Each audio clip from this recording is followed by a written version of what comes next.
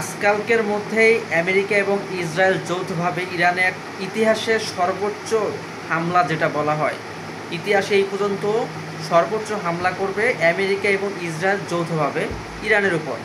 সেই প্রস্তুতি already America নিয়েছে এবং তারা সিরিয়া বলেন, তারপরে ব্রিটিশে মানে ইংল্যান্ডে তাদের যে ইয়াটা আছে, সামরিক ঘাঁটি আছে আমেরিকা, সেখান থেকে যতগুলো বিমান আছে, বোমারু বিমান সহ জ্বালানি বিমান, সবগুলো বিমান অলরেডি তারা ইরানের উদ্দেশ্যে যাত্রা শুরু করছে। ধরা যাচ্ছে যে আজ থেকে কালকের মধ্যে ইরানে এই যাবৎকালের সর্বোচ্চ হামলাটা আমেরিকা এবং ইসরায়েল মিলে করতে যাচ্ছে। এখন ভাই ইরানের জন্য দোয়া ছাড়া আর কিছুই করা নাই। ইরান ভাই একাই লড়তেছে, পুরো পশ্চিমাদের বিরুদ্ধে, পুরো ইসরায়েলের বিরুদ্ধে একাই লড়তেছে ইরান একার পক্ষে কীভাবে সম্ভব ভাই বলেন? এদিকে রাশিয়া খালি মুখেই বলে যায়, চীন খালি মুখেই বলে যাচ্ছে, বাট কেউ সাহায্য করতেছে না ভাই। যুদ্ধ এমন একটা জিনিস, যে যুদ্ধে অংশগ্রহণ করবে তারও ক্ষতি হবে, যার বিরুদ্ধে অংশগ্রহণ করবে তারও ক্ষতি হবে, সর্বোপরি সবারই ক্ষতি হবে। তো কেউ চায় না যে তার দেশের ক্ষতি হোক। ঠিক সেরকমই রাশিয়া আবার অন্যদিকে ইউক্রেনের সাথে যুদ্ধ করতেছে 1 বছর ধরে।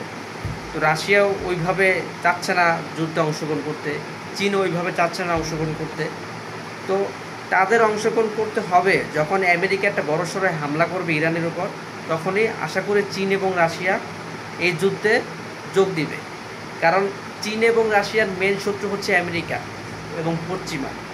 তো আমেরিকা যদি এই যুদ্ধে সরাসরি অংশগ্রহণ করে, অলরেডি সরাসরি অংশগ্রহণ করতে যাচ্ছে, করবে, এটা ধরে নেন।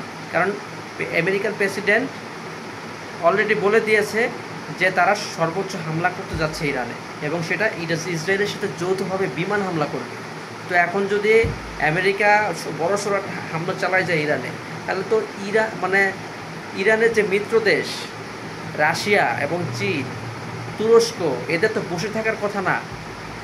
এদেরকেও তো এই যুদ্ধে অংশগ্রহণ করা উচিত।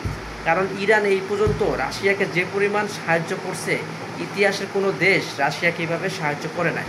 ইউক্রেন যুদ্ধে রাশিয়াকে ড্রোন বলেন, তারপরে মিসাইল বলেন, সব দিক দিয়ে কিন্তু ইরান রাশিয়াকে দিয়েছে, এবং সেই অস্ত্র দিয়ে কিন্তু রাশিয়া ইউক্রেনকে থামাচ্ছে পুরো পশ্চিমাদের বিরুদ্ধে যে।